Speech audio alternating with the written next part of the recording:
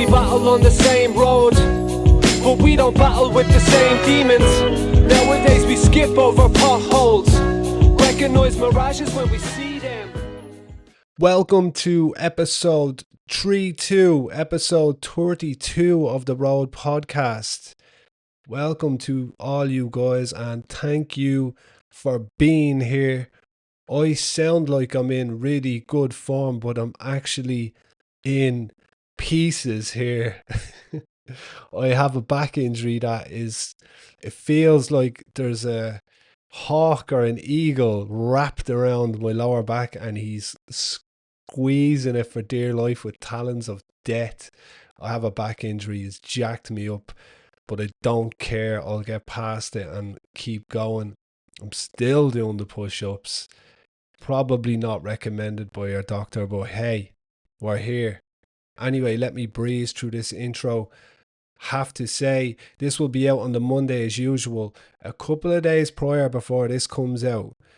On the 18th of September, which is Thursday just gone for you guys, my band Drop Tune have released a new single.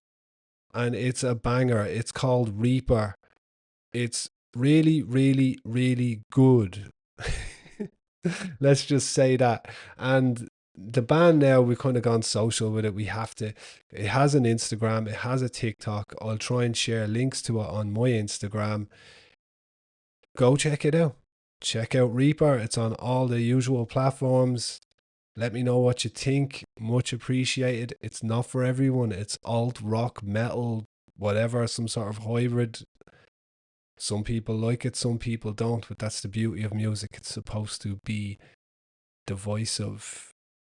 Well, it's supposed to divide opinion, not be divisive. Sorry. If it's good, it shouldn't sound like everything else. And that's what we do. We just make music for the fun of it. Anyway, onwards and upwards. Let's get on to today's guest. My first ever overseas guest. This, of course, is remote as a result of that, but it's still really good. A gentleman, may I say, and I couldn't say that more appropriately. A gentleman named Charlie Bell came on to chat with me. And Charlie Bell actually hosts his own podcast with his daughter. And the podcast is called Long Run. And if you look it up, it's long / like / run. If you want to find it on Spotify and that. And it's basically a weekly episodes. I think he's going to have 80 about his adventure which he undertook in 1978, an adventure which I won't elaborate on right now because that's what the episode is for, but it's brilliant and it's an incredible adventure, one I couldn't encapsulate and squeeze into one podcast episode, so I just decided to chat with him instead of doing the run-of-the-mill questions. We just had a kind of introspective discussion. And it was really, really good. It was really fun. And you'll take something from it. I have absolutely no doubt about that. Hopefully, myself and Charlie will speak again and maybe we'll narrow in on certain aspects of his journey another time. But this first one is more of a universal, as I said, introspective look at life, almost. So I'll leave that with you. You should just dig in. Take your time with it. Enjoy it. I'll share links to Charlie Bell's podcast on my Instagram and we'll take it from there. I hope you all have a good week. Next time you speak to me, I'll be doing backflips again. Or backflips for the first time ever, should I say. Have a good week, people. Chat to you soon. This is episode 32 of the Road podcast. So firstly, again, I just want to say thank you for being my first remote overseas guest on the Road podcast. And as I said to you earlier, I cannot think of a more appropriate guest because your journey, your adventure kind of encapsulates what my podcast is about. And it's kind of about inner discovery and inner growth. And what you done all those years ago, sorry to say all those years ago, but what you done, I think it's kind of inspiring, and I'm very pleased that you decided to come on and speak with me today. Well, thank you. I certainly have a lot to say about the road. I've seen a lot of them, Yes. about 10,000 miles worth Well, at minimum. And and I'm really happy to be talking to people anywhere who are willing to listen. So thank you to yeah. any person who's listening to this right now. Thank you for Yeah. inviting me. Oh, it's honestly it's an honor, and I've been hoping to expand this podcast a wider guest grouping, and you being the first one is great for me. It's great. And you're very open and welcoming guy, so you're making my job quite easy today. Don't get ahead of ourselves, Adam. Very true. Very true. We have plenty of time to mess this up. But I did ask you a question earlier, but I want to ask you on the recording. And I know you're aware of it, but people that hear your story, I'm not sure they understand the difference in how media was consumed back then, or how media was even given to the people. And what I've been thinking to myself while I've been listening to your podcast, Long Run, is that you really would be like, even if you didn't set it up, you would be on TikTok with 10 million followers if you undertook that adventure today as a young 25-year-old Charlie Bell, and Yeah, it's just, it would be a totally different journey for you. it wouldn't be nearly as fun or as interesting, I don't think. Mm, I think even back then, sometime after the dinosaurs stopped roaming the planet, I was aware that if I did get some publicity, it would alter the dynamics of the trip. mm, People would see me running down the road or, sitting on a sidewalk in front of a post office, writing in my diary or something. And they'd say, "You're that guy who XYZ." yeah, So I actually worked very hard to avoid publicity and, somewhat to my surprise, succeeded. yeah. I had no cause, no sponsors. There was no reason to publicize it except if I wanted to Mm, become famous. And although I'm not a shy guy, I had no special interest in becoming famous. And I loved meeting people as just a random stranger. yeah, you wanted to actually see the real world, Yep. not one that was somewhat filtered by fame of some sort. I understand that. Um, what I was going to ask you was, even if that, even if it was today, and the version of you was doing that run, I think you still would hide from people. Yeah, I think there'd be sort of a coattails effect where people would want to be Yeah. the first person to talk to me, to Mm, post about me, and somehow, become famous by association or something. And then it would just become this sort of extreme novelty of yeah. an adventure.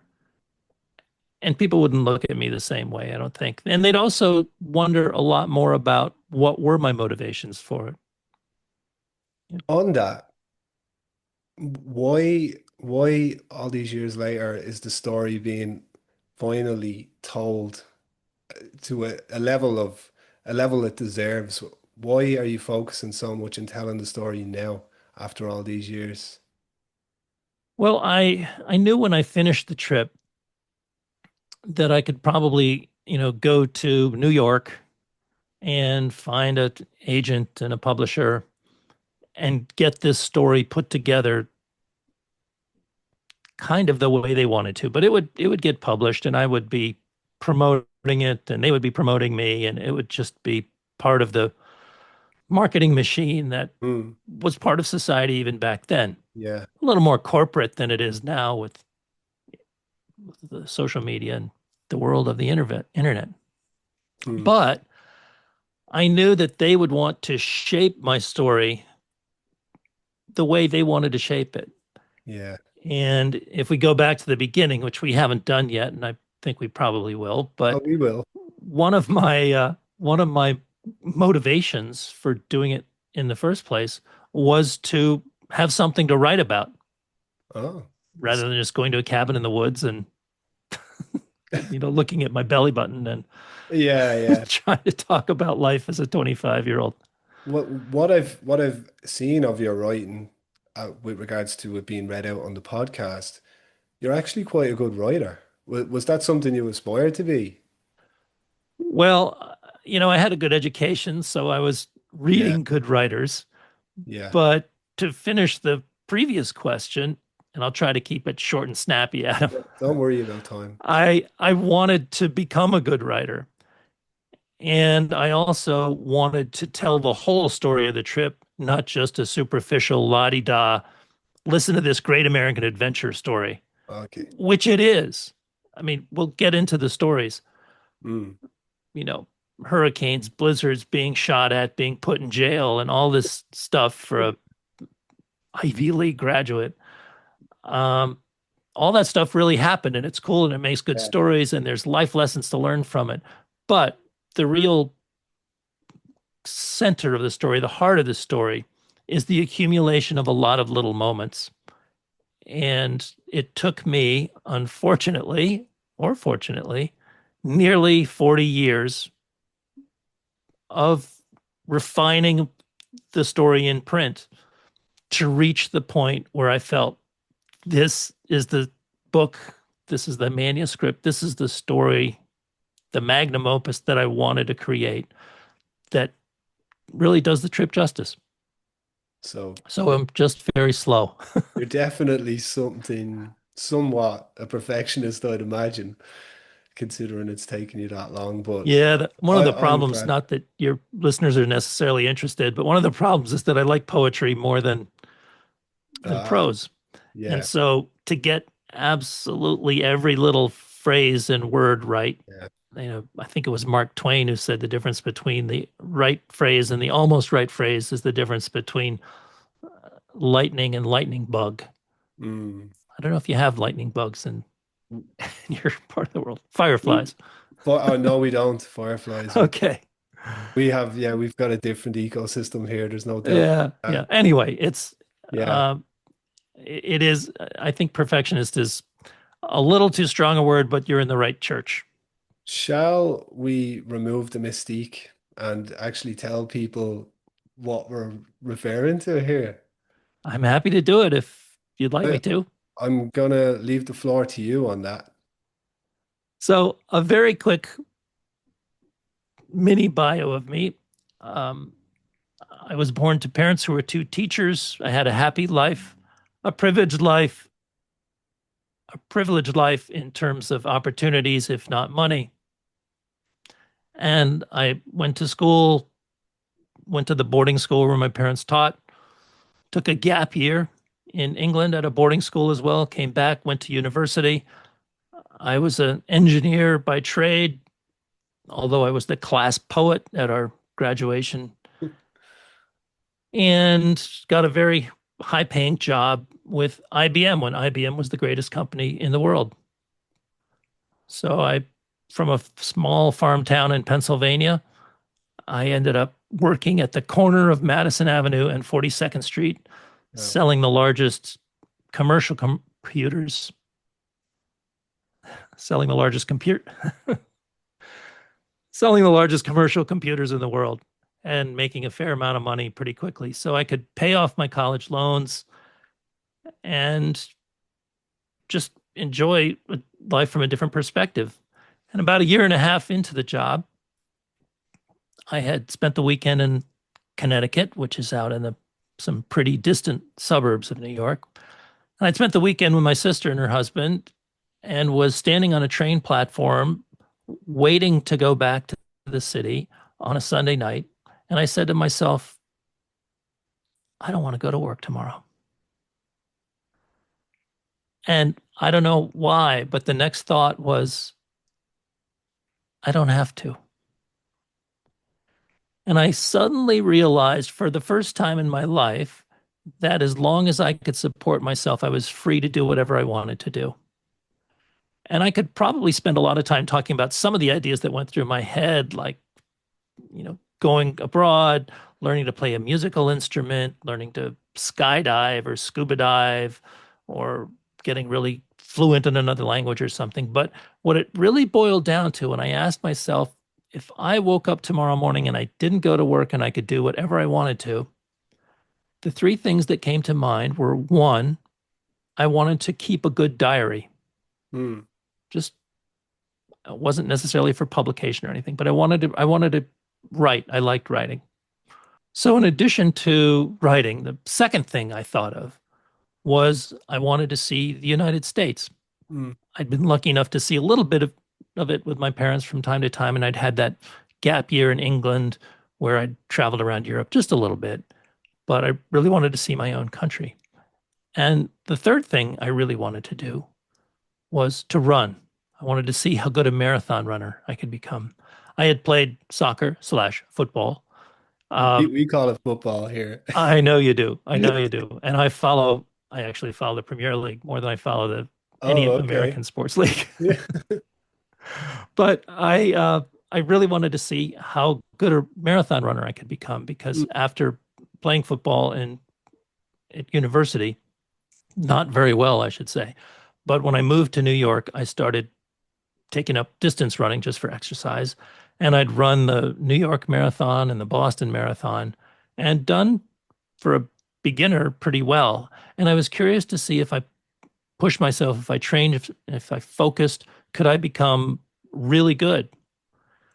And so I put those three ideas together. I wanted to run, I wanted to see the United States, and I wanted to write, but I could do the writing no matter what I did. But I put those things together and I thought, what I should do is travel all around the United States, like in an old VW bus Yeah. van, and sleep in the van and do my running workouts and see the country and do that for 6 months or a year, and then hole up in a mountain cabin and write whatever I wanted to about what I'd seen and learned. Yeah. But right away, that sounded a little bit expensive. And more than that, I thought, man, if I come to some small town in, Nowheresville, and I'm sitting at a bar or a diner and having a nice conversation with someone, and then say, this is really interesting, but I need to go out and run 15 miles for my workout today. Because world-class marathoners, they put in Yeah. 150, 200 miles a week, some of them. And if I just had to interrupt our nice conversation and say, I'm going to do that, will you be here when I get back?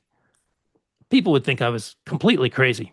Big time. And so suddenly it dawned on me, well, if I actually ran from town to town, that would solve the problem. It would save gas money, it would save repairs, it would save the maintenance.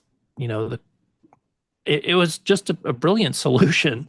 And I would get my running done between the towns. And then when I got to a town, I'd have time to see what there was to see and have Yeah. good conversations with whoever I met. And again, I don't want to overextend this, but once I had that idea, Adam, I first thought, I'll say, like, I should just run across the country. 3,000 miles is a pretty good hike for anybody That's a fair in distance. any part of the world. Yeah. That's a pretty good run. But I thought, okay, so I'll run from the Atlantic to the Pacific, and then I get there, dive in. My friends, handful of friends will be there. My parents will be there, some newspaper reporters. Uh, and then what do I do? I mean, do I take a plane home? It just seems so artificial to me Yeah. to fly back. When I did a running workout, I wouldn't, run 10 or 15 miles and then have somebody drive me home. I'd do a loop. Hmm. And with that, I had this vision. It was like seeing a weather map of the entire US, and I could see a little blinking light going all the way around the perimeter of the country. Moving The perimeter. slowly. Yeah, yeah. Yeah. And I thought, man, that's going to be 3 times as long. And I'm going to see the extremes in the north and the south and the east and the west, and get to know both coasts, as well as possible. So once I had that vision, I knew that I was going to do the thing, or I would spend the rest of my life wondering why I didn't do it. Yeah. Wow. That is, it still seems insane to me. It does. Yeah. I Like, can I can step back a little bit objectively and yeah. say that's nuts. And once in a while now, all these years later, I can take a deep breath and blink my eyes and see how huge that is and Yeah. how crazy. But from the very moment it started, I thought, and again, this is the engineering mind kicking in. It's like, well, I can run 10 or 15 miles from here west and then fall asleep and do it the next day. And as long as I'm still determined or motivated, I can get from one coast to the other, or in this case, go all the way around. So I saw that you can't just go out and run 10,000 miles. You just have to run a bit and then do it for long enough. For long Again, enough. there are moments where it seems pretty crazy, Mm, but in that moment, I thought, wow, I was just thinking beautiful, yeah. not crazy. So you ran, we estimate 10,000 miles Yeah. around the perimeter of the USA. Yes. For how long was the period of time? It ended up being 19 months. 19 months. When I That's, did my quick little calculations, because I wanted to follow the seasons, as you know, they're very extreme from yeah. the southwest to the northeast and most points in between. So I knew it was going to be challenging. But I planned to follow the seasons. And the only problem was I got a little behind schedule. So we'll get to your schedule, but that moment at the train station, I think metaphorically, there's a lot of people at that train station at different stages in their life, you know? A lot of people for one reason or another. And not many people will actually do what you've done. You know, they take the leap or whatever it may be. For some people, it may just be to quit their job and pursue a new career or whatever it may be. There's a lot of Yeah. people at I feel like I've been at that train station a couple of times. And I think your trip kind of can inspire people to make the right decision when they get to that metaphorical train station. You know, I'm going to sort of jump in here, Adam, Yeah. because one of the things that occurred to me before I began the trip was I'd like to ask everybody I meet, or almost everybody, the same question, just do this sort of grand survey. Mm. And I thought of, what can I ask is who's the most important person in your life? What moment of your life would you like to go back to? Either because you wanted to relive it because it was so wonderful, or maybe you wanted to change something that could change the path that you ended up taking. Do you believe in God? Um, what do you want to be remembered for? But the question that I ended up asking was, what would you do if you had 2 years to do whatever you wanted to do? And it turned out to be a really great question because it was a way of asking people what are their dreams or what are their passions or Mm. what matters to them most. But, if I walk into a pub and say, hi there, I'm running around the country. By the way, tell me your dreams. What are your passions? People are going to turn and walk away and Yeah. throw a beer in my face. Um, but not only was it a way of I didn't always start the conversation with that, but it was a way of, first of all, finding out what their, what their dreams were. What would you do, Adam, if you had this, train platform Mm. moment? But it also made them understand what what I was doing and why I was doing it. And it didn't seem quite so crazy. Do you Yeah. have 45 seconds for a story? I've got 45 minutes for a Okay. story. So I'll try to keep it short because there's so many stories. That's But I can okay. remember talking to one rancher type in Yeah. the Great Southwest, doesn't matter where. Uh, and we're sitting at a bar and I asked him this question. And he said, oh, I know just what I'd do. And I'd say, what's that? He said, oh, I'd go up to Wyoming, where I go every year to hunt elk, which are like big deer. Yeah. Um, Yeah. and he said, I just hunt. And I'd say, well, tell me about it. He goes, well, I got this blind up in a tree, and I just sit there by myself for a week or two and wait for the elk to come along. And sometimes it's raining and pouring and sleeting and snowing, but I just love it. I'm there with nature and God, and we're just there together, and it's just where I'm happiest. And I said, so do you usually have much luck? What's the limit? And he goes, well, you can only get one. And I haven't had any luck for the last 2 or 3 years, but I love it anyway. Wow. And then he paused and he looked at me and said, I bet you don't like hunting much, do you? And I said, no, I'm not a hunter. And then I said, I'll bet you're not much of a runner. And with that, Yeah. it was starting to click in his mind, even when he said, I bet you don't like hunting, that it was just his thing and my thing, Yeah. you know? Yeah. And so moments of insight like that for both of us were Mm. just the thing that fueled me as I kept going. So for him, and likely for you, I think for everybody, is trying to find that inner peace as such. And maybe you found that through running and through learning about the USA and through writing. They were your three avenues, Yeah, finding that inner peace.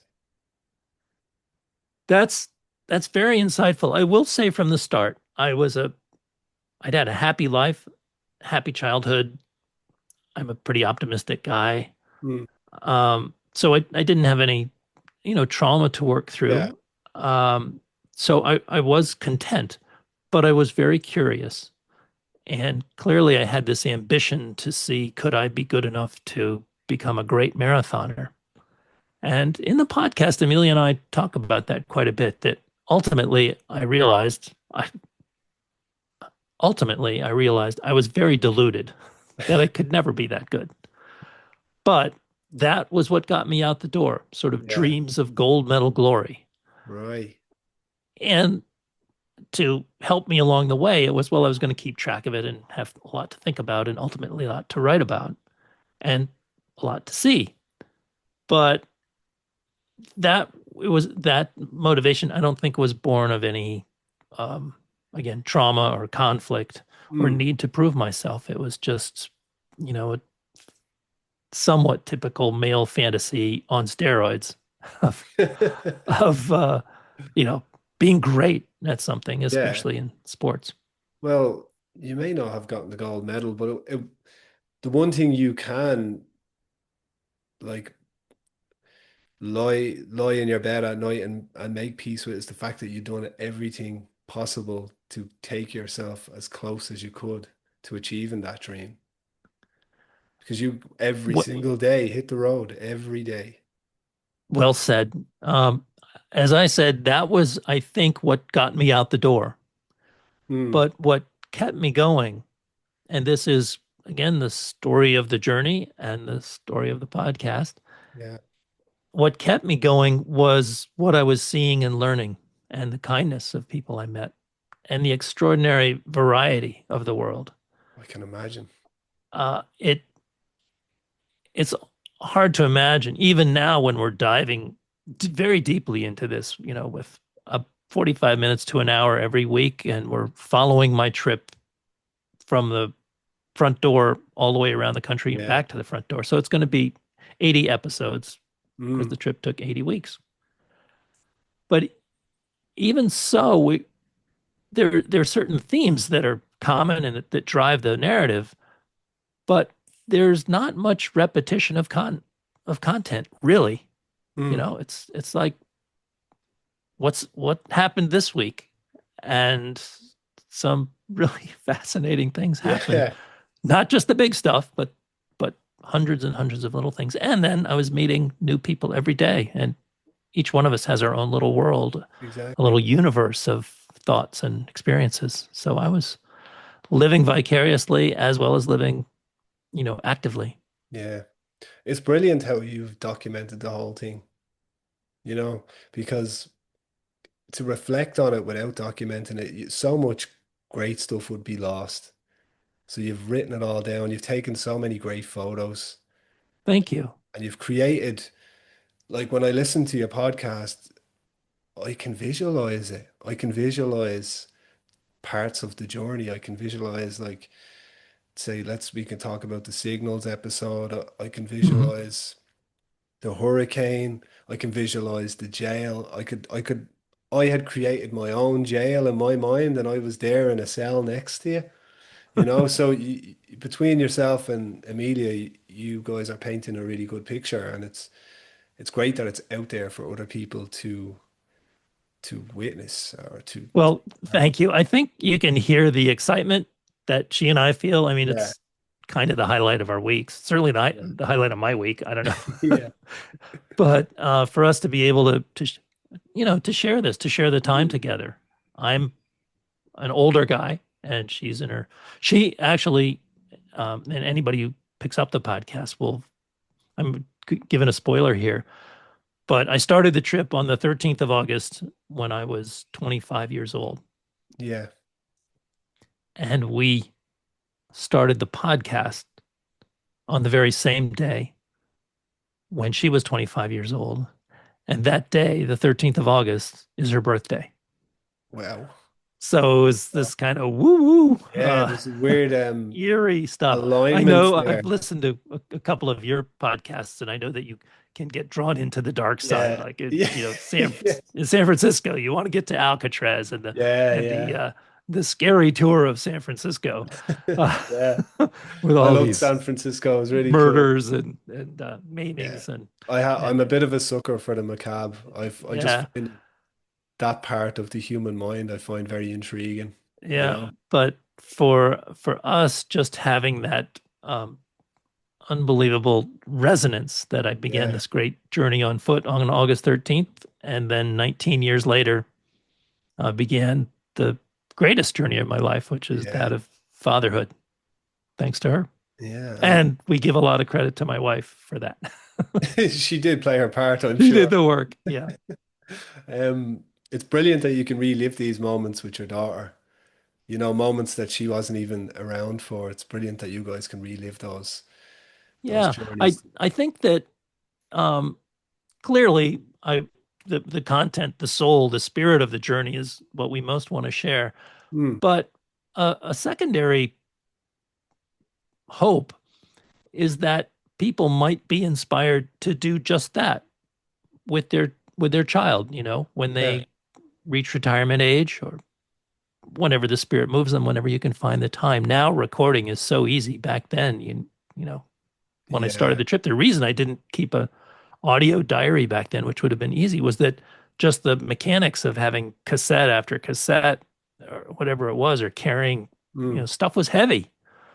And now you've just got your phone with easy recording. So there's really no excuse. And I hope people will hear the energy that sort of bounces back and forth between her and me, and thinks like, I could do that with my kids or even with my grandchildren. Yeah. Yeah, why not? I Yeah. mean, I never thought about it like that, but yeah, 100%. Well, you're not at the point where you've got to worry about, your legacy, I hope. Well, You know. but I'm also of the perspective of you never know when it's going to end, so Yeah. you better make the most of it while you're here. Yeah. So, No, and again to interrupt, and I apologize, but well, that's okay. there were a number of times on the trip where I faced death just like right in the face. And I think we all have moments where, a car cuts in front of us, something Yeah. like that. But when a car cuts in front of you and you're on foot, or if somebody is actually shooting in your direction and there are bullets coming towards you, or where you're crossing a causeway at night that's not well lit and there's no shoulder, there's no sidewalk, and two vehicles are going in opposite directions on the two-lane Mm. road, and you have to sort of squeeze to the side and hang over the edge so you won't get hit. Or, I did one really stupid thing that you haven't heard. We haven't got there yet. No. But near the end of the trip, I was in the northernmost part of the country in the middle of winter. The temperatures got down to 25 below zero Fahrenheit, which Yeah. is, I can do some quick math. I'm It's, gonna say -2, -3. Am I correct? yeah, yeah. Yeah. Um, and I decided to save myself some time by walking across a frozen lake rather than going Oh, around it. this is like a movie, like the Yeah, Kraken. yeah. So on the edge of the lake, I don't know if people do this, probably not in Ireland. I don't think it's cold enough, but there's a thing called ice fishing where the Yeah. lake freezes up.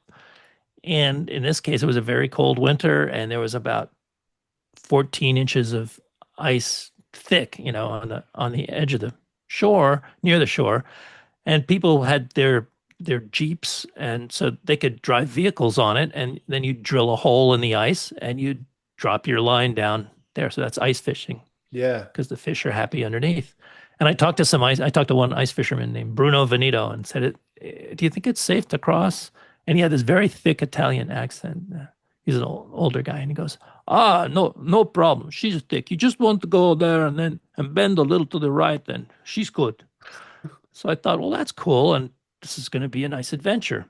So I head off across the ice, and another 2 or 3 minutes later, I hear some sound of the wind behind me, and I turn around and see a man running after me with the ear flaps flapping and his galoshes flapping, and he's waving at me pretty frantically, kind of like a cartoon character. So I stopped, and he came up to me and he said, I was just talking to Bruno, and he said you want to go all the way across to that point over there, Crown Point. And I said, yeah, he said it'd be pretty good. And this guy said, well, I thought you might want a second opinion. Oh God. And I said, really? And he said, yeah, I wouldn't risk it. It's too early in the season or something. Wow. And I was pretty stubborn. And I think the real word is stupid. And so I talked myself into not listening to this guy. Of He did course you say if did. you are going to do it, you should take a slightly different route than the one that Bruno proposed by angling a little bit differently to avoid the open water. Oh, So I ended up doing it, and I got to the middle of this lake. It was about I'm going to say a mile, mile and a half across at that point. Maybe it wasn't that far, but I'm hundreds of yards from shore, and the ice cracked under my feet. oh, Not once, but twice. So there I was, you know, 6'2". I don't know how many stones I was, but if you do the math, I was 180 pounds. I guess that's 14 or no, 13 maybe. I don't know. yeah. And and with a backpack that added another 25 pounds. And I just had to pray like I'd never prayed before to somehow be saved. I didn't actually go through the ice, Wow. but I had to shuffle along for another, I don't know, 45 minutes or an hour to get to the other side, and the ice cracked one more time. But some experiences like that, to see death as an immediate thing. You were very quick to say, well, you never know how much time you have. Yeah. And I agree. For me, it just is a little more concrete than it is for most 25-year-olds, unless they've been in war, maybe, Mm. or they're living a life where there's gang warfare going on, or their health is terrible. And I'm not diminishing any of those things. I'm just saying that for me, it was uh, life changing to realize that, in fact, life could be very, very short. So you were right. I agree with you. People should get out their phones and start recording their stories with their partners or their Yeah. children or Can, with their parents as can I soon as ask you possible. though, can we go back to the ice for a moment? Because I didn't know that story. Can you remember what was going through your head when the ice beneath you was starting to sing to you by cracking? Were you thinking, why do I do this? Why did I do this? There were a lot of thoughts going through my head really fast, just like when I was standing on that train platform thinking Yeah. about what I really wanted to do with my life. My brain was working in warp speed. So there was the problem solving aspect of what was the best thing to do to sort of save myself. Should I take off the backpack, just leave it and lie flat in my stomach and crawl? Should I try to run as fast as I can to sort of skip across the surface of the ice? Um, I didn't have the option of calling for help because people were the Yeah. size of ants far behind me. So one part was the logistical engineering challenge of what's the smartest thing to do. But as I said, I was also moved to pray, just saying, God, how could I be so stupid? Why did I put myself in this position? Was it my ego? Was it my pride, I guess, of some kind? And I didn't come up with the answers to those questions for some time. They were good questions to be asking, Yeah. even in the moment. And I had enough bandwidth with my adrenaline, I guess, to Yeah. have all these things, bouncing around in my head. But it really was centered on God help me Yeah. in a Yeah. very literal way. And when I reached the far side finally and put my feet on solid ground, I had a feeling that was very, very hard to describe. I can feel it inside me. It's just like, you know, any profound moment of your life trying to explain it to somebody else or Yeah. share it is a challenge. Really hard. But there was a solidity that you'll feel if you walk out of your house and walk down the sidewalk and feel that concrete. There's this ball of rock and Yeah. mud and iron core on fire beneath us, and we're this thing spinning in space. But we have this firm ground underneath us. And yet we don't stop to think about it. And 20 minutes earlier, I was aware that that wasn't a part of my world. All there was this massive mass. This lake was a huge one. It's 50 miles long, up to about 10, 12 miles wide. At its widest, I was down at the narrow end. But Huge.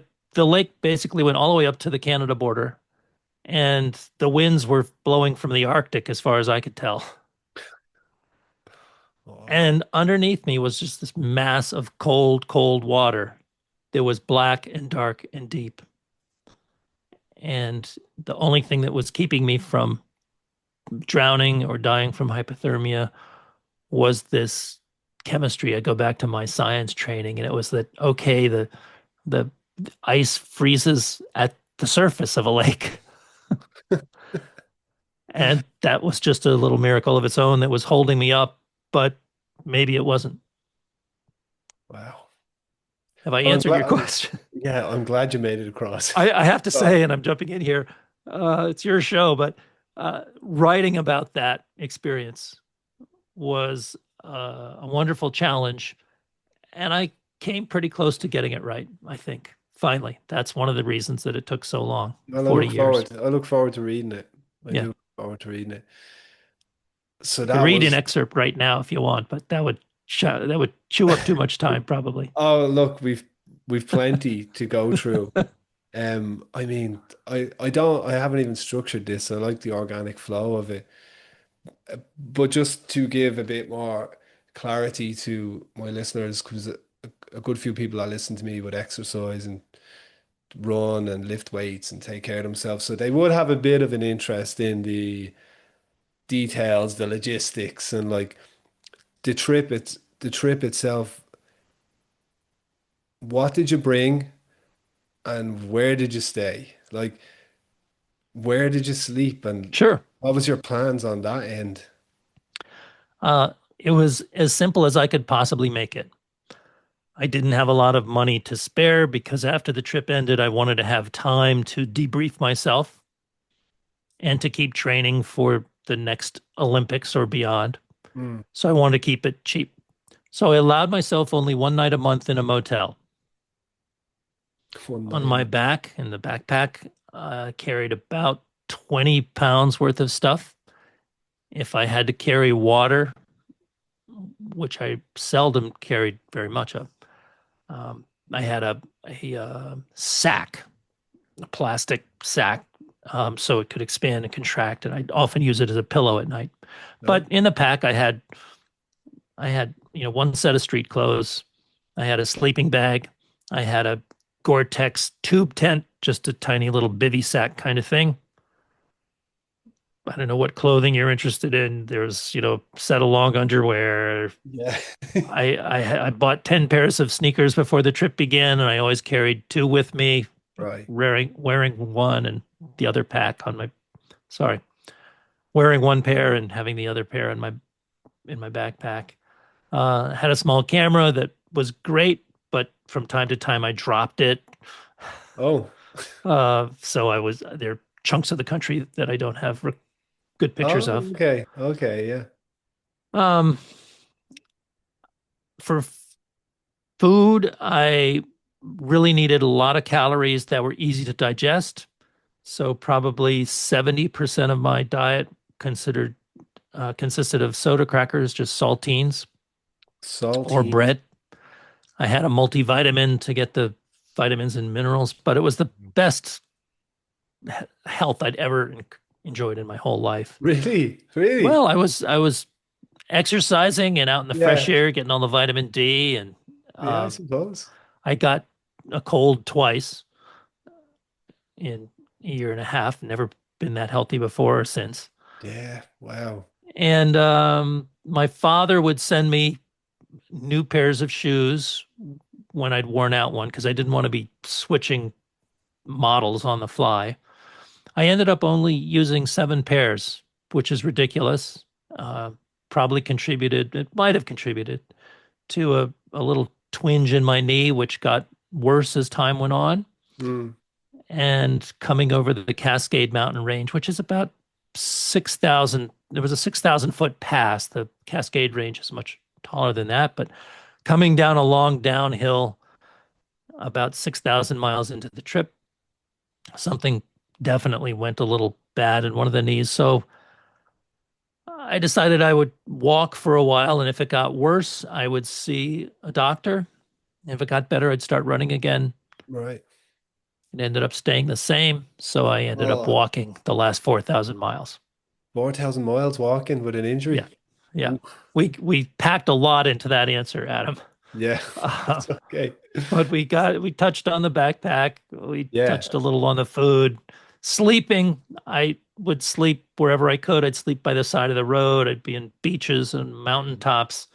A lot of times, uh, fire stations or churches were the most frequent places to sleep. You go to the minister and ask for permission to sleep in the back or in the Really? Sunday school room or something like that. You just But knock into somebody and say, "Hi, my name's Charlie. Can I well, crash at your place?" yeah, you could try that, except you'd have to say Adam. Yeah. Uh, but what would happen often is that I would stop for my supper at a grocery store, Yeah. and I was going through the checkout line. I would simply ask the checker, I've got a strange question for you. My name's Charlie Bell. It's very important to use your name, by the way. And I'd say, my name's Charlie Bell. I'm traveling all around the country on foot, and I'm just looking for some place in this little town, Yeah. insert town name here, where I can put down a sleeping bag and a tent and not get in trouble. And usually the cashiers were high school girls. They were teenagers just earning Hmm. some spare change. And they'd look at me cross-eyed like, I'm sorry?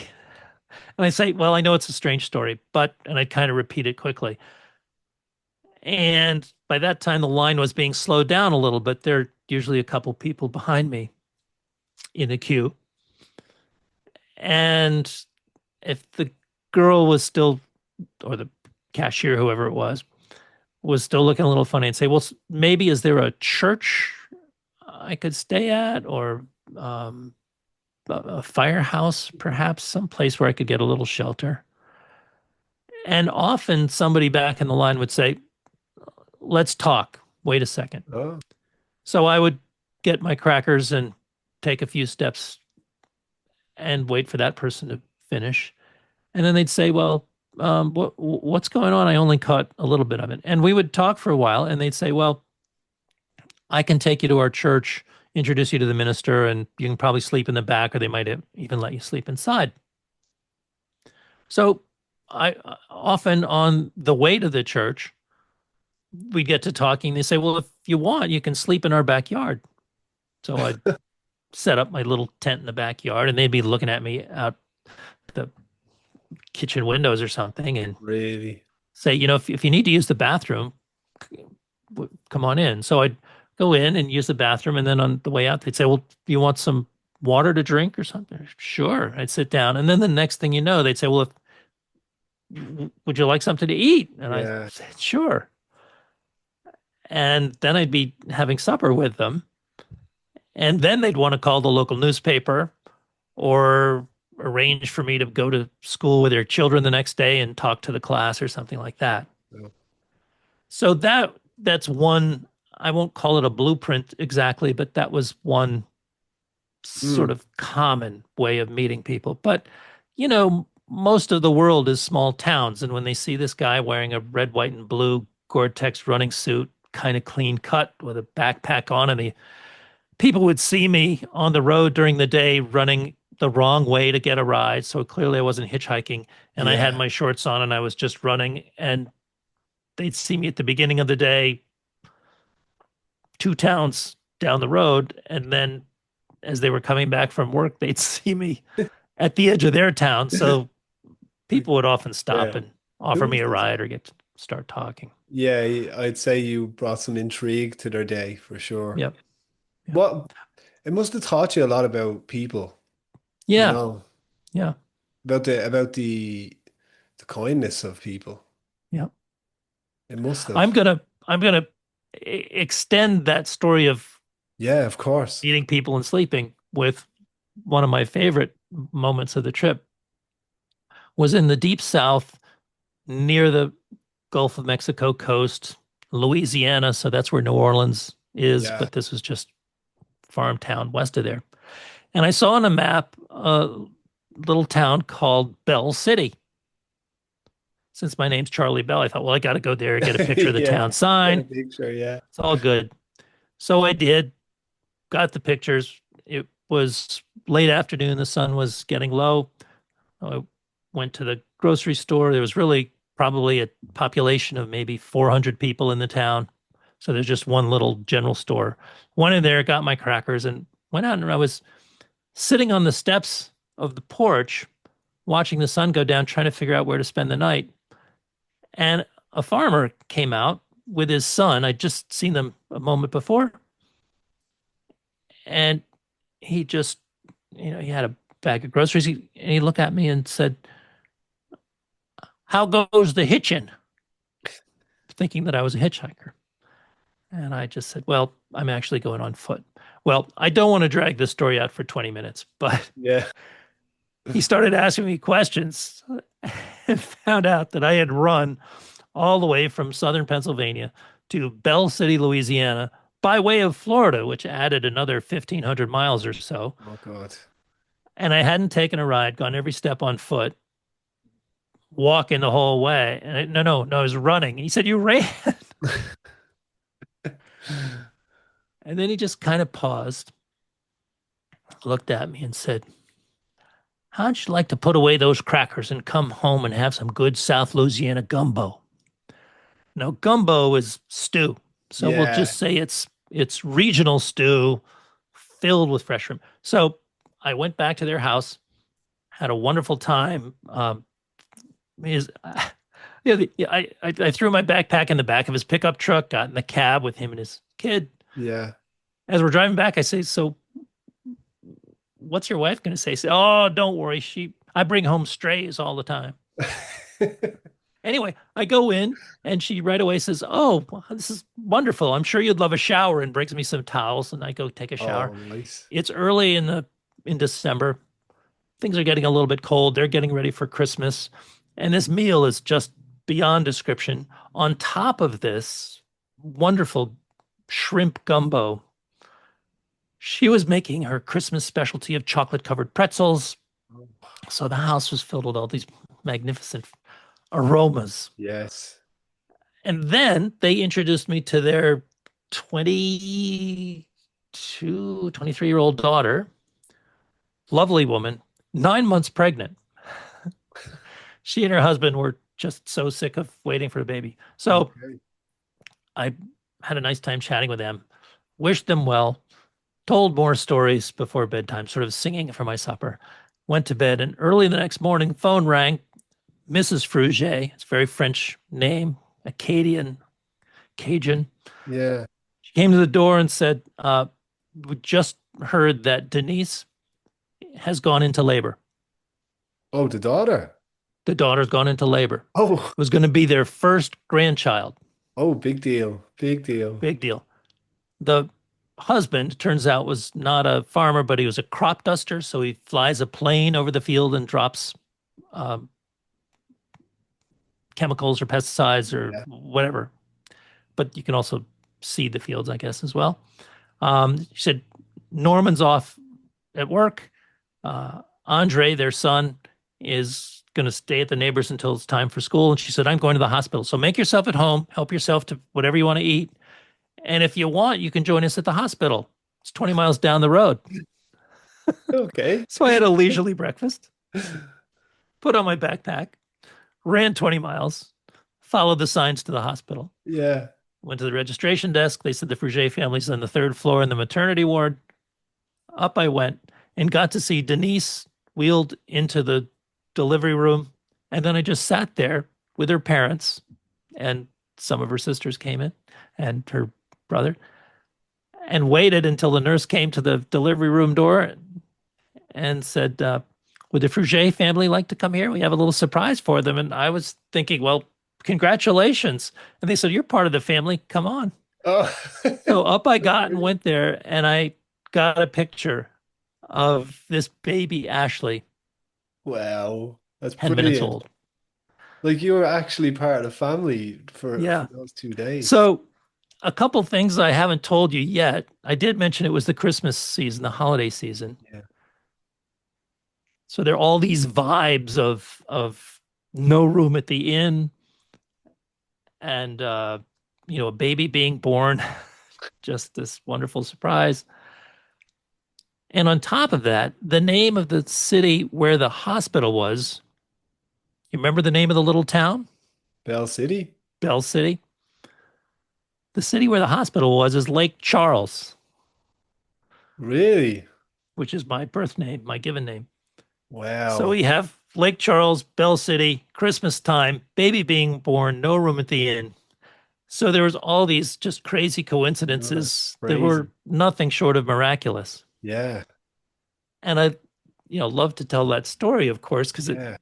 it just really happened. But the point of taking 3 or 4 minutes of your time to go through all this little detail is that it wouldn't have happened if Mr. Fruget hadn't stopped, started talking, and inviting me home. Very true. All those little cool things that Yeah. cascaded from that moment All just because. would Yeah. would be invisible, gone, never would have happened. So it was his gesture of kindness that, to me, is emblematic of Yeah. thousands of such moments. Not necessarily inviting me home, but offering me money, offering me rides, baking me food, Yeah. offering to call the networks, make me famous. Wow. So And that's the gumbo story. the gumbo story and Yeah. that child, I wonder if that child still hears about you. You know, In fact, we're good friends. really?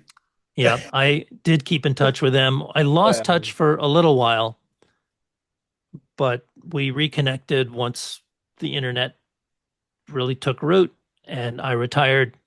And we've been in touch ever since. And in fact, I'm very sorry to say that the mother, not the mother of the baby, but the grandmother, mm, Joanne Fruget, uh, became very ill a couple years ago, and I was able to go down for her funeral, oh, for a memorial service, and that was the first time I'd reconnected with the whole family face to face.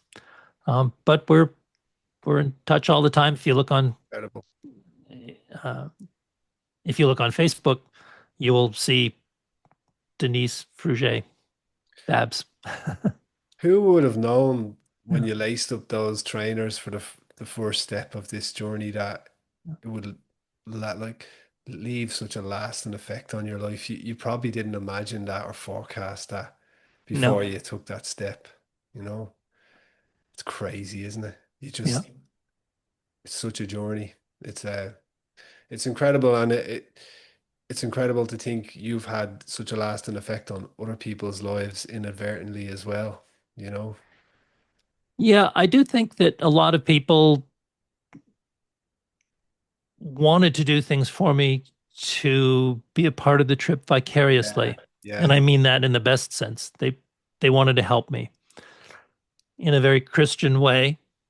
Many of them said so explicitly, but other people just wanting to do unto other people what they would want have done for them. So they could put themselves in my shoes, even if they weren't going to carry a backpack and run 2 half marathons a day.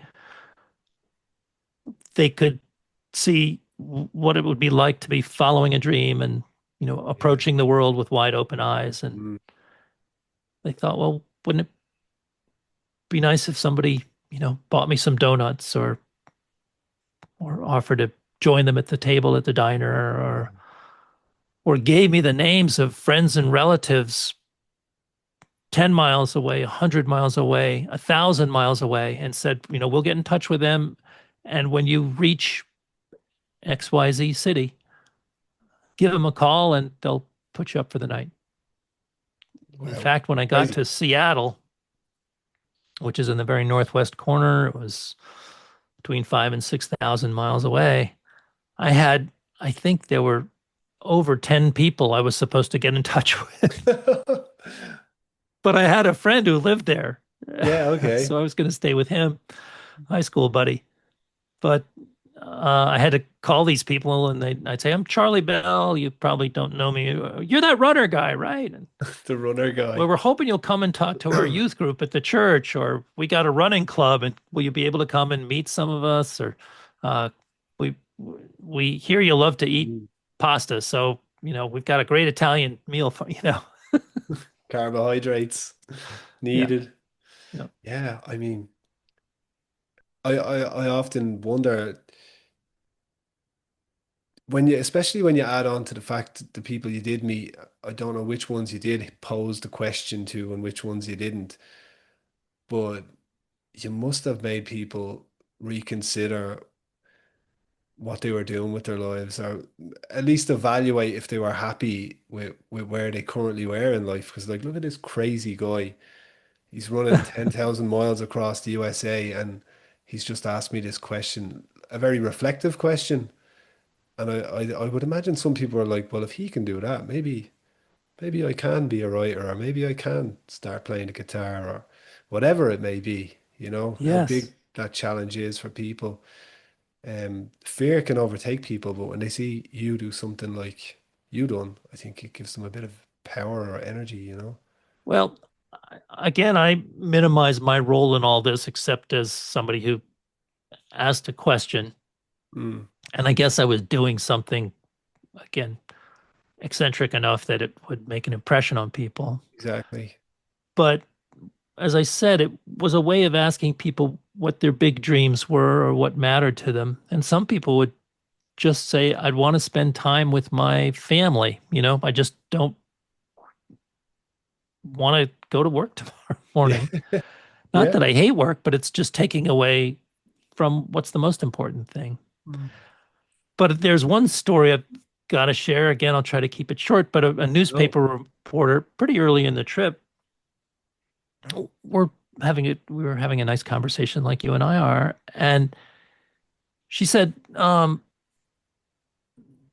no, I got into the whole thing of asking the question. So I said, I'm going to ask you, if you had 2 years, what would you do?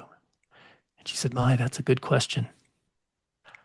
But it didn't take her long to say that what she really wanted to do was to sort out all of her books. She was a big reader, of course, as a newspaper writer and columnist. And I said, so you'd you'd buy all these books. She said, she said they're taking over the household.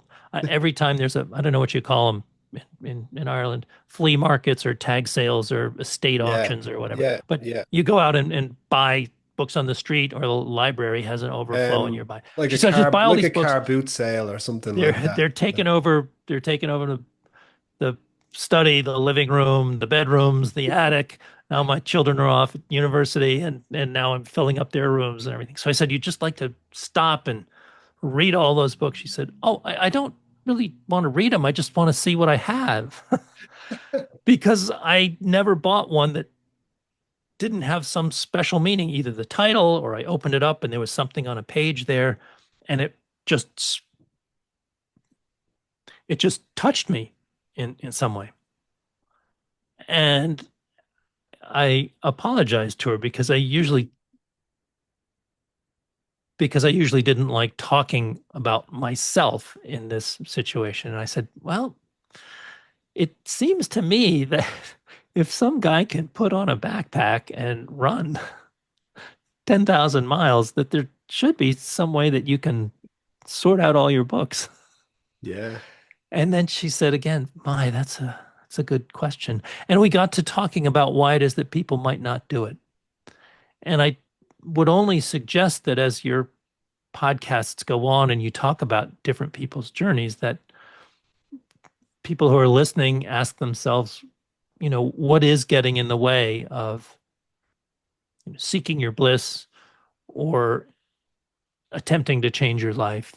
Um, and I don't think everyone needs therapy to do it, although I think that sometimes can be very helpful, finding out what the deeper motivations are for doing things Mm. as well as for not doing them.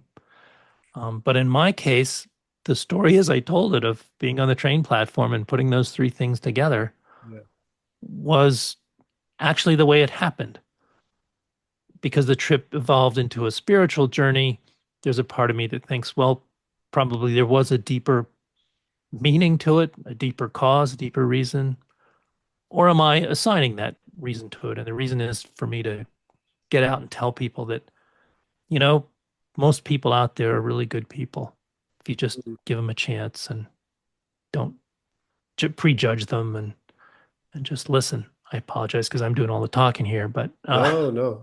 but Pe- I stand by what I say. That yeah. and that was what was so great about that particular question. That it was a very open question, and it fostered great conversations.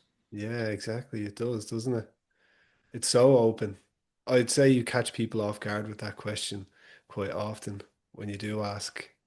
Yeah, It's, I don't know. It's even now upon pondering it, I'm like, oof, I don't even know if I can answer that, you know?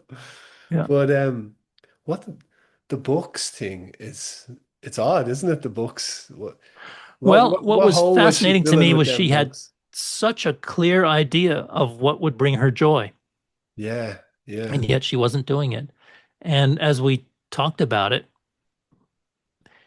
one of the things she said was, well, maybe we don't do what we really want to do because we're afraid that once we do it, what will come next? yeah, And yeah, we had a good laugh over that.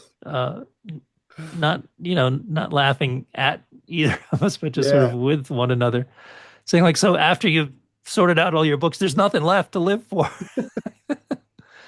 And it turns out I heard that she ended up writing a column sometime much later to share the news that that conversation had stayed with her, and she'd gone ahead and bought a whole bunch of just, I think, probably, concrete blocks Yeah, and boards, but got these shelves and went through her books and did catalog everything and decided now I've got some other things to do. So I hope so. I'm gonna tackle other things. Um, but it's a worthwhile question. And when I give talks in front of my favorite audience is teenagers. I love to talk to Mm, schools. But always start my talk with that question. I refuse to have any introduction, and that's why I appreciate the way you started this. oh yeah. But just get out there and say before I don't want any introduction from your headmaster, head of Yeah. school, and I don't want to introduce myself per se. I just want to ask you a question, and it's what would you do with 2 years and no constraints? Because I think a lot of teenagers have never stopped to think about that. Yeah. And sure, some people want to be rock stars, but if part of that is I just love music, I'm happiest when I'm playing music. Well, for heaven's sake, maybe you won't make a career of it. Maybe you won't be a rock star and maybe you'll change your plans, but you should start rearranging things so you can spend more time making music, Exactly. whatever it is, Mm, and follow that path, follow your heart. Um, I know there's a lot of reasons why, a lot of constraints that everybody has. That's fine, but it's important, I think, for people to be asking that question yeah. Yeah. There's always often. there's always there's always a little bit of space available to move in the right direction, isn't there? Yeah. There always is a little bit of we can we can bury ourselves with excuses quite easily as human Mhm. beings, you know. Yep. Sometimes you need somebody such as yourself to come along and say, "No, hold on, just think about it like this," you know. Yeah. And And yeah. for me, there's um, that old saying, a journey of 10,000 miles begins with a single step. Mm, And as I said, when I got this vision, I thought of it very much in those terms. As long as I can go, 5 or 10 miles on a bad day, but as long as I can keep doing it and don't get injured, don't get, killed, yeah. um, or I can keep doing it and go really, really far, and I've got to be able to pay for it. But the other possibility is that I would just somewhere out there change my mind and say, this isn't what I really want to do. And that's okay too, because I will have explored that particular Yeah. path, that avenue, and learned something from that. So Mm. I, Wha- I'm a big fan of thinking about what you really care about. Yeah. Yeah. I can see that.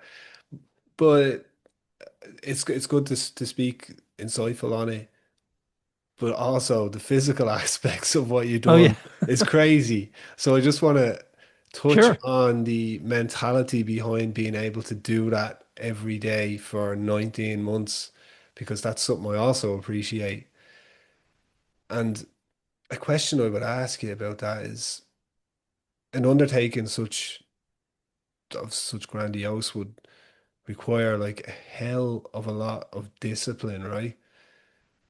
But on discipline, let me ask you, do you think discipline is inherently in you, or do you think you can actually teach yourself to be disciplined on that level?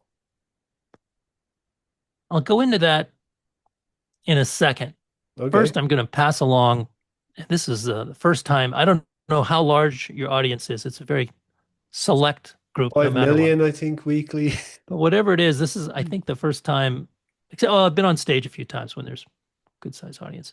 But a saying that I developed along the way that I lean on at this point is to say I see discipline as the litmus of desire. Litmus is Yeah, like the a test to test. indicate. It's the Yeah. indicator, like in chemistry class in high school. Yes. It's the indicator. The indicator. So I like that. I think discipline is the litmus of desire. Now, I do think there's some people who are more inherently capable of blocking out distractions, focusing, and getting stuff done. And if you're in the military, especially, you can be trained to do that. But what we're talking about is the discipline, the self discipline of doing it yourself. And I will speak from my experience that it's the desire, as long as you have the desire, the discipline will follow. Okay. And you can say, well, yeah, but I really wanted to go to the gym this morning, but Okay. I really wanted to go to the gym this morning, but I was too lazy or something like that. Well, my contention is that no, you really didn't want it enough. Yeah. You really didn't desire it enough because if you Yeah. did, that's the indicator. That's the Yeah. the litmus test. Um, so I still think that discipline per se is probably part of our personality and part of our spectrum. But for me, I do think that Trip clearly taught me that if you want something enough, you can do it. And for me, the once the trip ended, the discipline was I don't want to sell out and let somebody else tell me how to tell the story of the trip.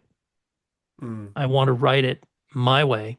And I had a very clear vision of that. Again, I don't know if your listeners are curious about the literary aspects of it or the Oh, some. storytelling aspect of it. Mm. But I had a very clear vision, and I knew that would be very hard to realize, and it would take a while. I thought it would be a few years, and it turned out a few decades. But I needed to make money, wanted to have a life, went on and did those things. But it was always clear in my mind that a priority was to get this account finished the way I wanted it to be. Mm. So I wanted to again realize the vision that I had for the the recounting of the story for Yeah. the telling of the sharing of it. And it just took me a long time. There was a point, I'm going to say around 2017, where if I'd bumped into a car and was on my way to the hospital and things weren't looking good, there'd be a part of my mind saying, "Oh my gosh, there's that conversation that took place in Arizona that I don't have the words quite right, or that description of the waterfall on the edge of Lake Erie that it's just a little awkward still." And then in 2018, I reached a point where I knew that that was it. I had done all that I wanted to. And even now, occasionally I'll go back and find one little word out of 800 pages or one phrase or, there's a few little things. But I had not reached the end of the complete account as I wanted it to be. And it wasn't that I was writing, a page a day or a page a month for 40 years. It was that I wanted to keep refining it as we said at the beginning of the conversation about, the poet perfectionist Yeah. mentality. But I feel really good about it. I haven't done it yet, but sometime I want to be in front of a group of people at a bookstore and have them yell out a page number. And I'll just Yeah. go to that page and read it and then talk about why it's there and why it was written the way it was, so on. So, That's gonna be brilliant for you, to finally bring this to a conclusion and then yep, release release it like that. yep, I yeah. can't relate to something on that scale or depth. Like I haven't been working on a song for that long. But No. I understand, and I really appreciate that you're sticking to your vision and you're not letting some guy in a corporate boardroom grab your child and turn it into whatever Frankenstein version, commercial version of it that he wants to monetize and put Yeah. out because that's what happens. That's what happens with music too. And Yes. I will be telling stories about my experiences with that in the future. Because I've had that. I've been a victim of that, or Yep. so I understand that listening to you speak about sticking to Has your that principles. affected your, I'll call it life in music, or at least in creation? Um, it's tainted my vision or my Hmm. my opinion of the industry, but I've always the people I make music with and the music I make has always been non-commercial anyway. So Hmm. I think there was a period in my life, maybe 2010, 11, where we were starting to get a lot of traction and I think it was starting to manipulate how we wrote songs.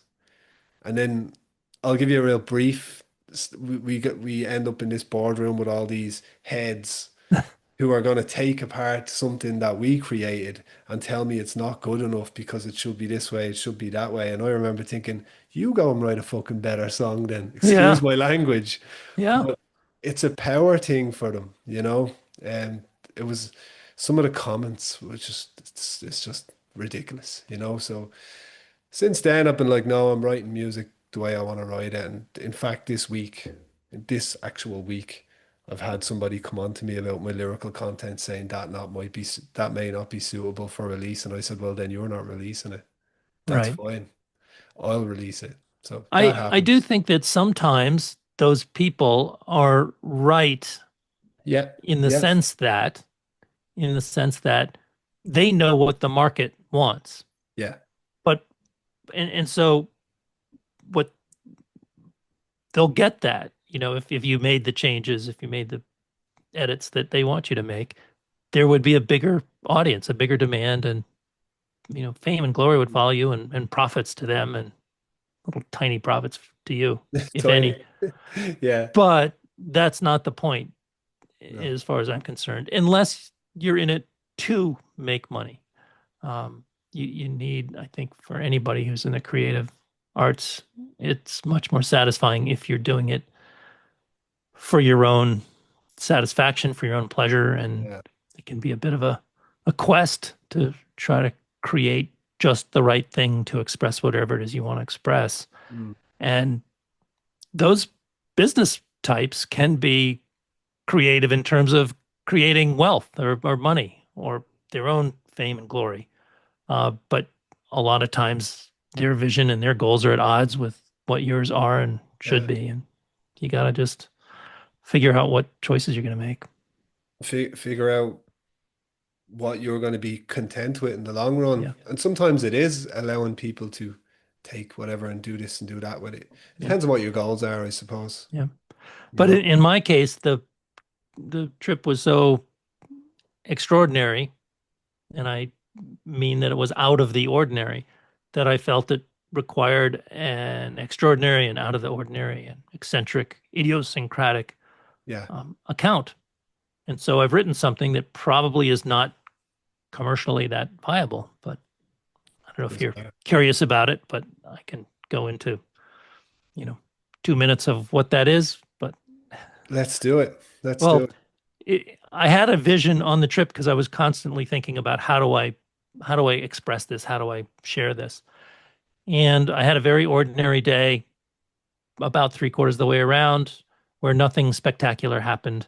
I ended up in a very small town well after dark, which was terrible for trying to meet people and find a place to stay. But it was late autumn, and uh, it was getting cold. So luckily, I found one bowling alley open, and I Mm. went into the bowling alley. There was a bar there, and the I ended up making friends with a bunch of people in the bar, including the bar owner and his wife, who said, "Well, our son just went off to college. We've got a spare bedroom. You can stay with us, but we can't go until we close up the lanes after 11 o'clock when everything shuts down." And then it happened to be the night of the week where they went off to another country bar and hung out with some friends No. for another hour or so. So that was all fine and social. And we went back, and I went to sleep on their sofa.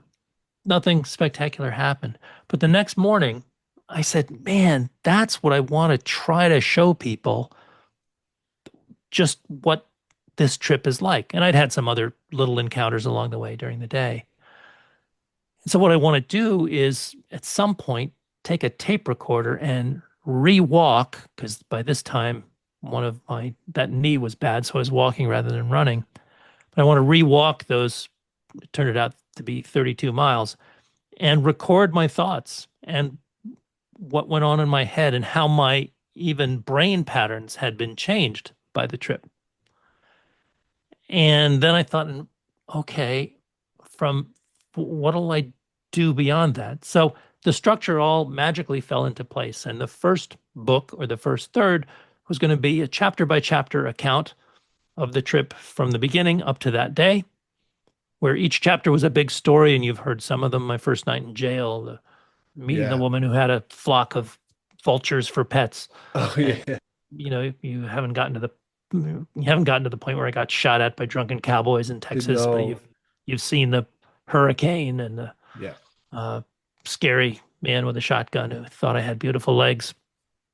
But there are all these big chapters, and I'm going to tell those stories because I tell them all the time, and they're great. And as I said, they're like parables. They have lessons without me saying what the lessons are. Yeah.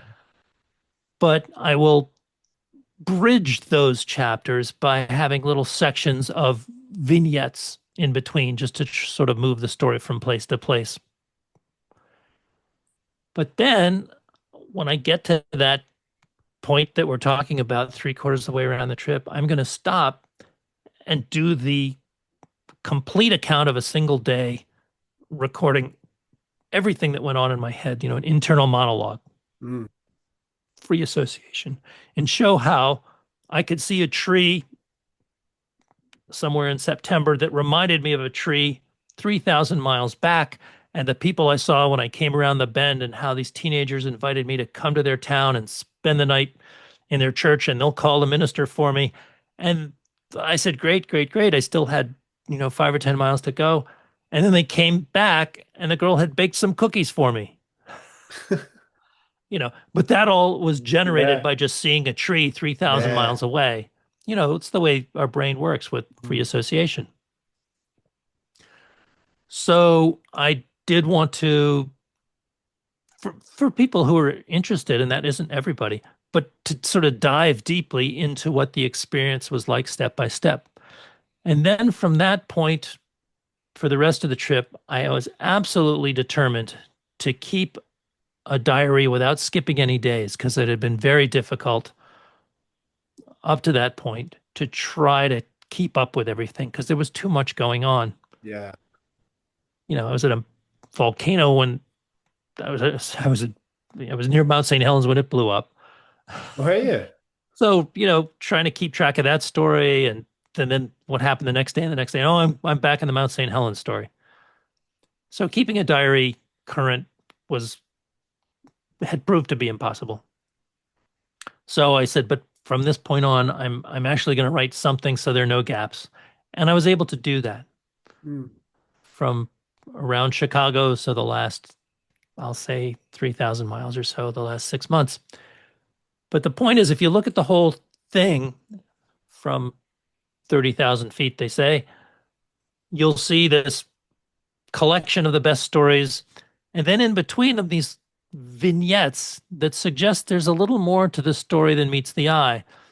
And then you're going to get in the second part, that's account of a single day, what we used to call an IBM, a core dump of everything in the brain. Just boom, a single day at Yeah. almost microscopic level. And there's sort of a tension between the slightly superficial version and then the very more than anybody wants to know about it Yeah. version. But that's what the third part will do. It'll sort of resolve the tension between those two in a day by day account that shows the rhythm of the walking, the rhythm of the thoughts, the encounters, and it leads towards the overwhelming question, which is, what's it going to be like to finish? Yeah. And it doesn't take a genius to say, oh, there's a nice metaphor here, isn't there, of our life's journey. And what's it going to be like when we approach the end? And without getting ahead of ourselves, that's the structure that I settled on. And all three of those have a somewhat different perspective. They certainly have a different pace. They're examining the trip from a different distance through a different lens. Wow. And so it was a pretty ambitious approach. Yeah. I now But understand. I to now get all the understand. words right, and to get the pacing right, and on and on and on. Yeah. It took a long, long time. I can now see why it took so long. Thank you You for know. letting me go on. I don't know if anybody's interested, but No, no, I certainly am. I certainly yeah. am. There's so much craft in it. There's so Yeah. much. You didn't just blurt it onto paper. I understand that now. Right. I look forward to getting it. Have we got release dates or? We don't know. Okay. And the challenge, of course, is that commercially people will go, oh, part one, man, that's great. I think I could sell that to a publisher, even though it was 45 years ago. Mm, Um, I think I could find publishers to say, yeah, this would sell well. It's, like a mini series, yeah. all I these think. good stories connected with some meaning and substance and thought behind them. But then they'll go like, nobody wants to read part two. Oh, maybe 100 people. No, And yeah, then part three, they'll have lost interest and who cares? They might go in a bookstore and look to the back to see what the last 5 pages were like. So I'm probably going to have to go the self-publishing route for the artistic, creative reasons that you were talking about yeah, to have it done the way I want to. And right now with the podcast, the work that's going on, I just am not going to take that on. So yeah. once again, I'm shooting myself in the foot from a commercials point of view, but I have faith ultimately that there'll be enough people out there who want to hear some good news and don't want to run 10,000 miles with a backpack and injure their knee along the way and almost die and eat crackers until you can't imagine Oh, eating anymore, but doing it the next day again. But they can do it vicariously. They can be the little parrot on my shoulder or exactly. fly on the wall. Yeah, they can come in and out of your journey Yeah. when they feel the need to do so. I think self-publishing might be your best bet in that sense. Yeah, I just at this point, first of all, I don't know that I would have the time because going the commercial publishing route, have to find an agent, which is not going to be easy because it's not like I'm going to have a career. I'm not famous. And it's going to be a while for them to find a publisher. And then once a publisher says yes, from all I've heard, it's minimum of a year and a half to Yeah, two it goes years, on. unless you're, you Mm, know. So self-publishing is probably the way to go. And then I'll have all the control and I can pick the cover and the typeface, the fonts. oh, this will be another 10 years picking that now. I don't know. I know what I know what I want it to be. The hard question is, do I publish it as one massive volume because it is one work, or do I do it in three parts? I don't know. Only you can answer that. Only you can answer that. Yeah, Well, look, I look forward to that regardless. Whichever way it comes out, you let me know when it's coming out. I'm gonna I get it. will.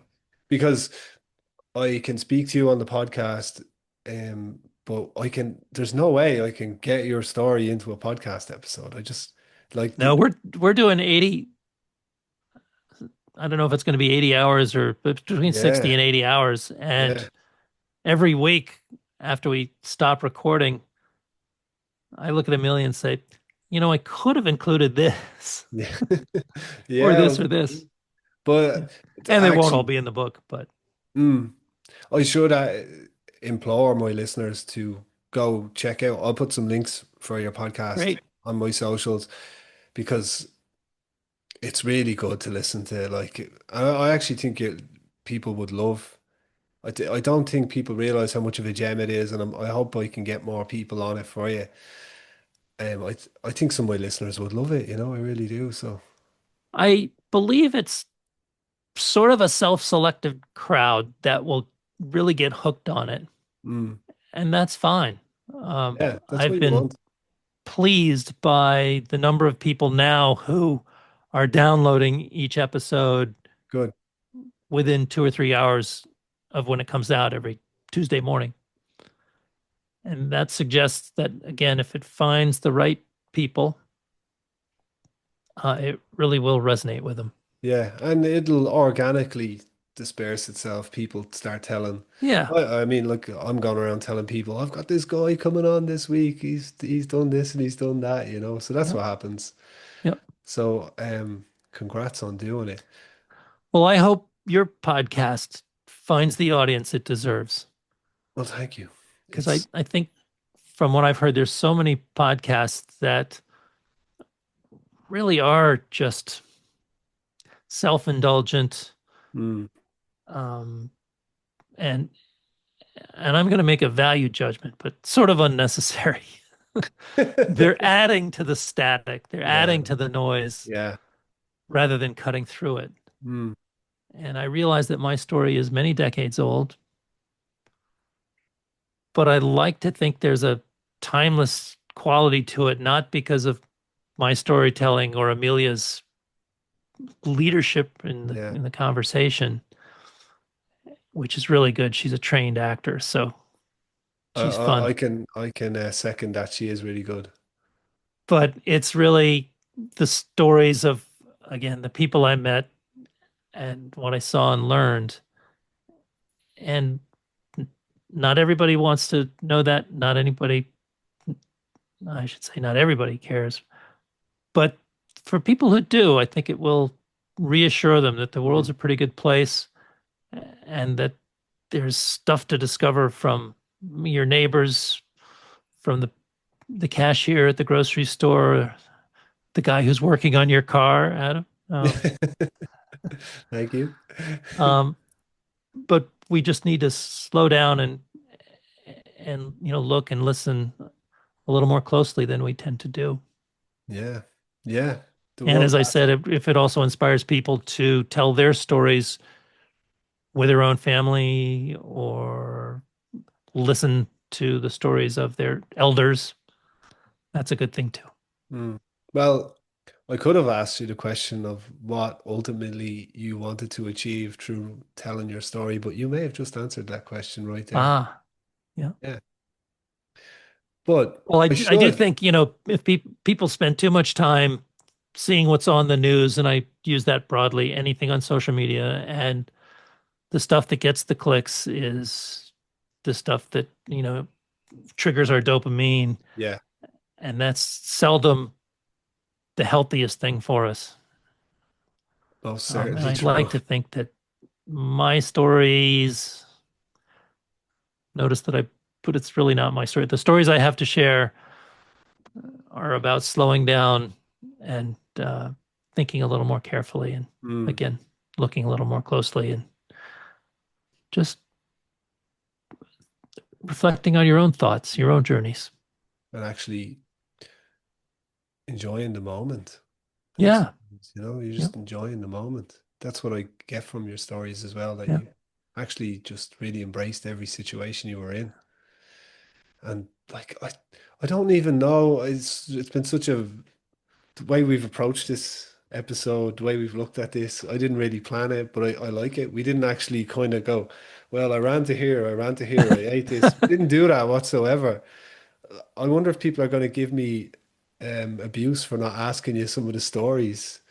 Um, should we have you got a fast food version of some of your best tidbits that you think some of my listeners would enjoy or I hope to have that in some form. hmm, Um, about 25 years ago now, actually, it was in the 90s. I did a series of short episodes, very short stories, 3 to 6 minutes long for public radio ah, in the US. It wasn't national, it was just my home state at the time, Connecticut. So Connecticut Public Radio aired these stories, and I did 43 installments, took up most of a year. But unfortunately, I found out when I was ready to sort of do something with them that the music that we had used for outro music, occasionally serving as a little bed underneath the story, these were all things that the radio station has a license for because it's a big deal. hmm. But I could not use that. Oh, oh no. Second, No. when I heard these stories, which I had not been able to hear because my house was outside the broadcast zone because it was a very hilly place and I just couldn't hear it. And I heard my delivery and I was so embarrassed. It was like, I can't believe people like these stories and listen to them. I was terrible. Yeah, well, you were probably like you didn't have experience with that style of Right, projection. right. Yeah. So anyway, I ended up going out and buying myself a really high quality microphone, rewriting the stories, Okay. not by a lot, but just tweaking them here and there from, it's different when you're talking rather than writing. Mm. And so I shaped them up a little bit better, although they didn't need much work. But I re-recorded them with a lot more energy. And I had the opportunity if I needed to do multiple takes, I could do that, which I didn't have Yeah. at the studio originally. And then I had to hunt around for some original music. And wonder of wonders, I found somebody who was very eager to do it and did a beautiful, beautiful job. And he created lovely background music for all 43 episodes. It took us about a year. And I was just ready to try to figure out, where do I try to share these? What do we use them for? When Amelia approached me for kind of the second time saying, we should do a podcast together. The story behind that is in episode 1 or 2. Mm. Uh, so at that point, it was like, okay, I'm going to put all these short versions on hold, and we're going to create the ultimate oral account. Full series. So we've done that. I don't know how they're going to be used. Maybe after I finish this, I'll post them on my website or look for Patreon supporters and Yeah. Yeah, maybe do it could be that. a good approach. I feel so ignorant, so stupid about all this stuff.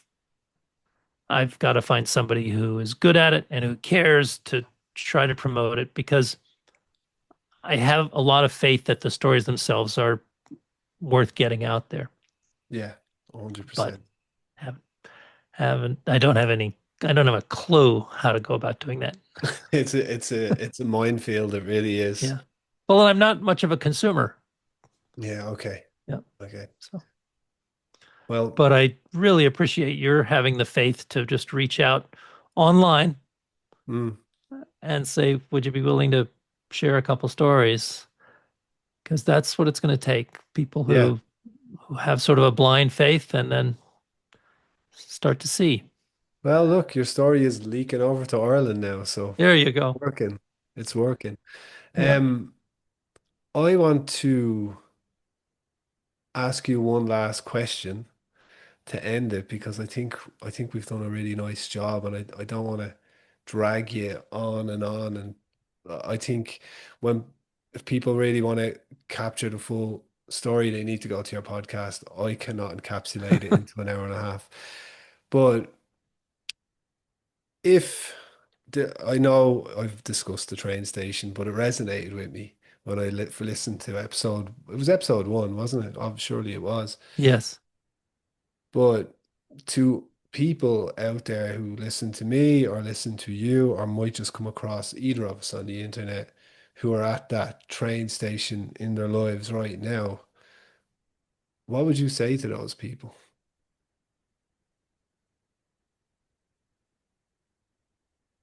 In my case, it was a matter of having some kind of faith that this vision was there for a reason. So it was a matter of following your heart.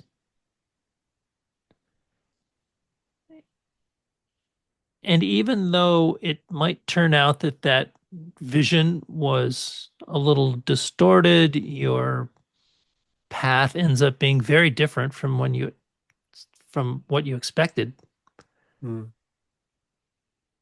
I do think you'll discover things about yourself and the world out there that will make the choice that you followed, the path that you followed, worth following. beautiful. So trust your heart. This is not love advice. Life advice. This is Yeah, life choice advice, I guess. yeah, yeah. I would totally agree with it. Trust your heart. Yeah. I think a lot of people maybe let fear of the unknown swallow them, you know. Yeah. They just trust their heart and take that leap and don't go. I'm not saying don't go to work. This is a metaphor, I but ended up going to work for another year and a half. yeah, I know. I remember hearing that, and Yep. because logic has to, you needed money. I mean, it I makes needed sense. money. I needed to train. Yeah, exactly. Yeah.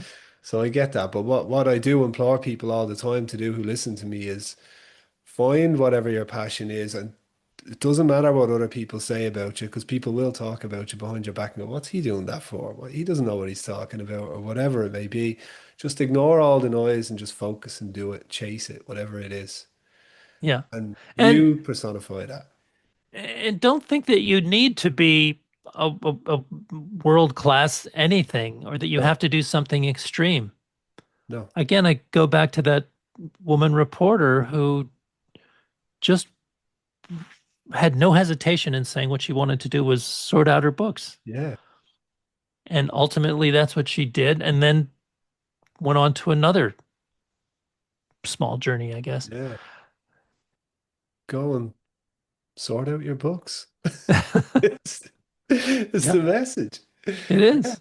But I mean, look, maybe in the future we'll do another episode and we'll dig into certain parts of your podcast that really resonated with me. I still have. How many episodes have I left? Say I'm on episode 10, Uh, 11. I have a long way to go. well, to catch up with us, you've got 45. Yeah, okay. And beyond that, there'll be another 35 and then a couple of postscripts where we Excellent. either answer questions. Actually, I should say for any listeners who are curious, um, the one that we recorded yesterday that will be dropping next week was 56 and episode 60. So you have a couple weeks to think about it, and then we'll have to hear what you ask. But anyway, it's going to be a listener question episode. Oh, oh, So okay. there's your chance, Adam, I might if get you far blew a it this question time out. around. Yeah. All right. Well, Or if Charlie any Bell. listeners want to chime in, we're not going to quiz you, so you don't have to be, 59 episodes in. Okay. Well, look, I look forward to that episode and thank you very much for coming on and Thank you very talking to me much. today. I'm going to be very specific here.